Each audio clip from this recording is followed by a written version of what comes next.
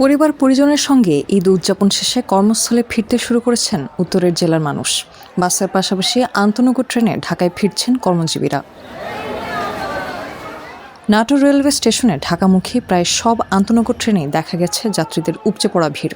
বগিতে পা ফেলার জায়গা না থাকায় অনেকেই ঝুঁকি নিয়ে উঠেছেন ট্রেনের ছাদে। ঝুঁকি জেনেও কর্মস্থলে ফিরতে বাধ্য হচ্ছেন তারা।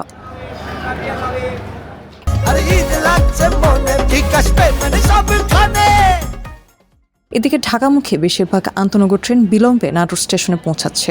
প্রতিটি ট্রেন 2 থেকে 3 ঘন্টা দেরিতে ছাড়ায় তীব্র গরমে ঘন্টার পর ঘন্টা অপেক্ষা করে ভোগান্তিতে পড়ছেন যাত্রীরা। এবারের ঈদে ঈদ স্পেশাল সহ মোট 27টি ট্রেন যাত্রী পরিবহন করছে। এর মধ্যে বেশিরভাগ আন্তনগর ট্রেন উত্তরাঞ্চল থেকে ছেড়ে আসছে। প্রতিটি ট্রেনেই যাত্রীদের অতিরিক্ত চাপ রয়েছে।